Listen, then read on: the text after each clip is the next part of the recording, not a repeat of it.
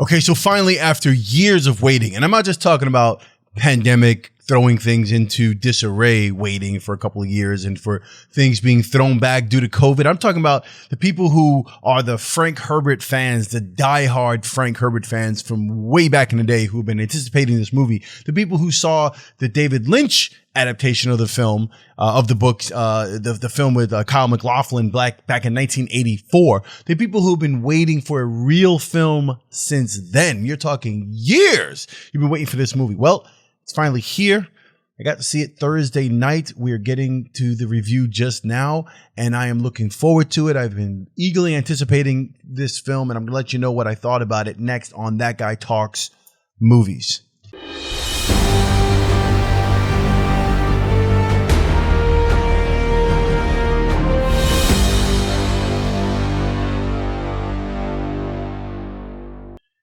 Hey, welcome to That Guy Talks Movies. I'm that guy talking movies. And if that is also your thing, you want to hear about movies and trailers and collecting movies, 4K content and blah, blah, blah, all that good stuff. If that is your thing and you have a passion for film and you haven't subscribed yet, you're new here, go ahead and hit the subscribe button along with the notification bell so you know when I put up new content. To all of my followers, the 3 or 4 of you, to all the people who follow and subscribe and stuck with me, I appreciate you being here. I always have to shout you out. Let's get into it next. All right, so Dune. Been waiting a while for this. Now, I saw the 1984 film when it came out, and let's just full disclosure here. I've read the original Frank. I read one of the first Dune book way back, and I don't even think I finished it, to be totally honest with you. And it's been so long that I forgot about it. And even then, I kind of just, when I read it, I wasn't Mr. Frank Herbert Dune guy, and I followed. There's a bunch of books in the series. I'm not that dude. So, but I do know the book and I did read it. And I went back in anticipation of this film, of Denis Villeneuve's film. I actually started the audiobook of Dune, the original novel, again, maybe a few months ago. And again, I haven't finished that, but just wanted to put that out there up front because there are people who are diehard Frank Herbert fans and there are people who, like myself, are kind of like there, but we're not super diehard. So just want to put that up front. Now, doesn't change the fact that I've been really, really, really wanting to see this film. I know the significance of Dune and how incredible Frank Herbert's novel, what it means in the whole sci-fi realm of novels and fantasy, and what an inspiration it had for so many other films, including Star Wars and so many others after it.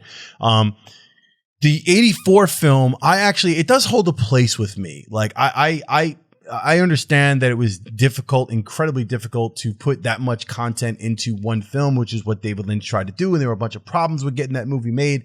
So we got what we got, and you're kind of like left with, whatever. But it does hold a place for me, that particular movie, even though it was bad. So fast forward. Let's get to Dune 2020. Dune 2020, Dune 2021.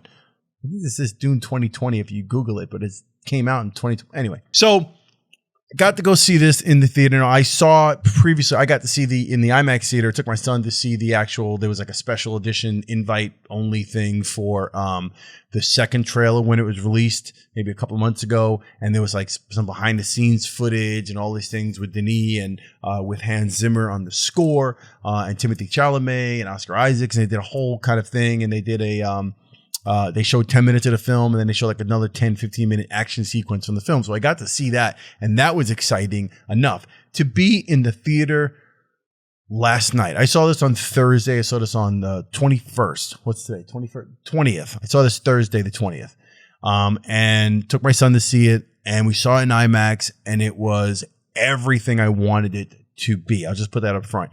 It's visually engaging from the moment it starts. It's the audio, Hans Zimmer's score, the sonic, the level of boom of everything in this. Everything is epic. It's massive. I'm going to keep using that word epic. I think everyone's just going to put that word out there. It's an epic film. It's exactly what you want it to be from a visual and audio standpoint. It looks beautiful. It's shot beautiful. Denis' style, everything is here. And it feels the depth of everything. It's just beautiful to watch and to look at. Now, let's move into probably what most people were really worried about, and that's story. So what you're dealing with here are multiple houses, like House Atreides. You've got Duke Leto, who's the House of Atreides, and then you've got the Harkonnens and the Baron, and you've got the Emperor, and you've got this spice planet of Arrakis, Dune, also known as Dune, which has the spice melange, which is the most precious resource in the universe. And there's all this political stuff happening and families going from here to there, and the Emperor is signing the House Atreides to take over, and he throws the Harkonnens out and he brings in the Atreides, and Duke Leto's son, Paul, is like, it's this whole thing happening with political stuff. I'm not going to give too much away. I just want to talk about it from a very surface level, but there's a lot of politics. There's a lot of dense backstory here. And what's important, getting back to story, besides the epic visuals and the audio and the special effects and the way this is filmed, to be able to take Frank Herbert's novel and to create a film that's going to resonate with people, with a new audience. In other words, people who have no idea what's going on, right? And then the people who are true Frank Herbert fans, to really put this into a film and make it interesting and watchable is very difficult to do. So you need to understand that from Jump Street. Like, this is not just an A to Z movie where it's kind of like, all right, blah, blah, blah. First act, second act, third act, it's closed, it's all happy, whatever, right? This is in itself is a challenge. And the fact that Denis Villeneuve was able to do it and was able to deliver, and I think he did a great job delivering to not only audiences who are coming to this for the first time from a fresh perspective, but also the people who were looking forward to this and they're coming from the novels. And it's not going to appease everybody. There's always going to be somebody who's like, well, they didn't do this, and in a certain scene they missed this, and the whole dinner table scene and they missed that, and we didn't get any nuance of that, and we couldn't tell this character was doing that because they skipped this. Look, it's a film. It's not going to read like a novel no matter what you do at the end of the day. But I think this will satisfy I think this will satisfy 95% of the people out there when it comes to the actual story and the way it was unfolded here. In addition to that, this is only, talking about the actual story and having that much material to cover in a film. This is only part one. There's supposed to be a part two. I say supposed to because apparently part two is not even confirmed. It's not like it's not inked yet. They haven't started filming, at least not on as far as this recording goes on this date. Today's Friday the 21st. I don't think they've started pre-production on this. I have no idea. But apparently they're waiting to see how well this movie does and in order to make the second one, which would kind of suck because the way this movie ends up, it kind of like you're left with the idea of, okay, what's next?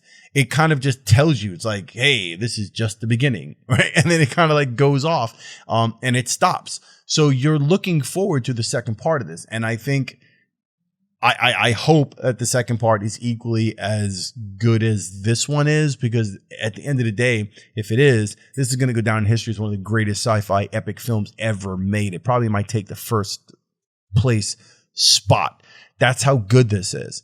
And I wanted to talk about the fact that there's two parts to this, because the people who are coming to it from a fresh perspective, they probably will be left hanging like, what the fuck? Whereas I think the people who know, or the people who have done the research ahead of time on the film and who know the whole idea that there's supposed to be two parts and blah, blah, blah, whatever, and the people who know that it'd be impossible to put this into one film, they're going to kind of expect it to end and go into the next thing. Anyway, I've talked enough about all that. The point is, overall, absolutely brilliant film to watch in theaters. As I said when I talked about the trailer review, you have to see this in IMAX if you can. I beg of you, if you can, go to an IMAX theater, sit down and be blown away by this. It was meant to see in a theater. Denis Villeneuve, like Christopher Nolan, they make these epic films. They make these big pictures, these CinemaScope. It's a big piece. You need to watch it the way it's meant to be seen. That said, if you're going to watch this on HBO Max, you see it at home because you have no choice. Totally respect that fact. Crank your speakers up the best you can. I hope you got a good home theater system because this thing is booming. I mean, it is loud. I was actually kind of shocked sometimes. It's like, wow, this is really loud. This is just like, boom. There's so much here. But anyway, totally enjoyable film, 100% across the board. It knocks it out of the park in every category. Hans Zimmer's score alone, I can go on and on and on about it. It is so Hans Zimmer, and it is so Dune and out of this world, and so fitting for the environment and for that universe and for creating that feel that you're going to want to get. And the only thing that bothered me, talking about music and that feel and being out of that world, the only complaint, actually I have two complaints. So we'll get to the quick negatives. Oh, the real complaint I had was that at some point there's a ceremonial thing taking place, and there's a guy comes out playing bagpipes. It just threw me off. I was like, there's bagpipes in that universe? I just thought that was strange. That's just me. It kind of made me think like, when you see the Star Wars movies and are in a galaxy far, far away, even though there are similar instruments, like if you look at the cantina scene, you see different instruments that are kind of like, there's percussion, there's the guys playing like the oboes or clarinets, it looks like, but they're unique to that universe and not exactly those instruments. And you're still like kind of in that fantasy.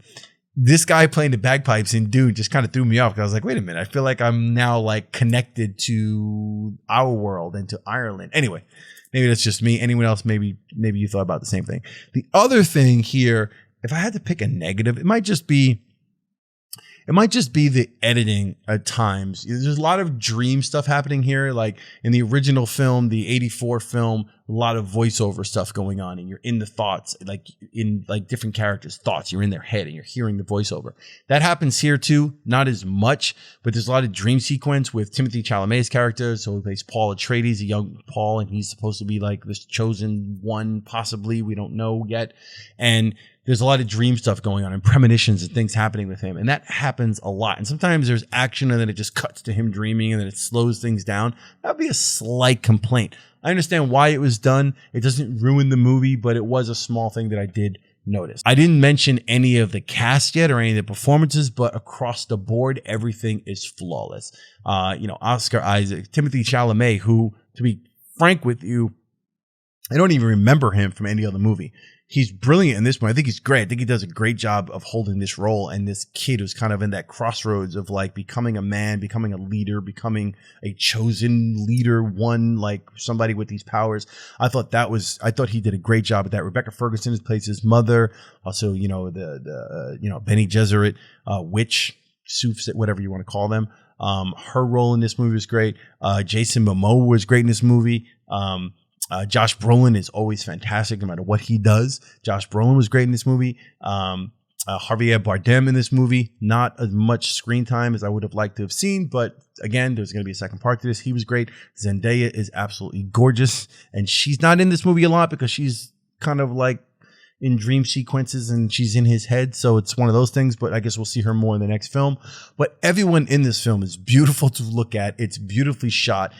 Their performances were fantastic across the board. I don't know, I'm looking at my notes now. There's really nothing else I can say. It hits it on every single level. So that said, I'm going to wrap it up. If you've seen Dune and you feel the way I feel about it and you think it was 100% winner, then go ahead and let me know in the comments below. I'd love to hear your take on it. I'd love to hear what you think. If you think it missed its mark or didn't quite satisfy you and you thought it sucked or you just whatever, let me know in the comments. I want to hear what your thoughts are on it and how you think it failed, or and let me know if you're looking forward to the second one and what you think will happen there. I'm interested in hearing that. All right. Other than that, again, if you're new here, you haven't subscribed, go ahead and hit the subscribe button. To my people who've stuck with me, I know I've been really lax when it comes to content. Like I even had trouble trying to get this up. I saw the movie Thursday night, so that was the 20th. Saw it Thursday night, and then I saw like a 6 o'clock show, and then I had to get home, and I couldn't tape that night, so I had to wait to tape today at some point. And I couldn't tape during the day; I had to tape at night. So here I am. I appreciate you guys. I'm still behind. I have a James Bond. I saw 3 weeks ago, whatever. I saw No Time to Die, and I really looked forward to reviewing that. I did a review. I actually taped a review of that. I hated it. I scrapped it. I never put it up. So I do owe you guys a No Time to Die review from me just to talk about it. I'd like to talk about it, give you my thoughts on it. And there's a couple other things I want to talk about, but I appreciate you guys sticking around. I really do. So Dune, if you haven't seen it, definitely go see it in the theater if you get a chance. And if you can't, go ahead and watch it on HBO Max. It's streaming there. And that's it for me on That Guy Talks Movies. I'm That Guy Talking Movies. I appreciate you being here. I'll see you on the next one.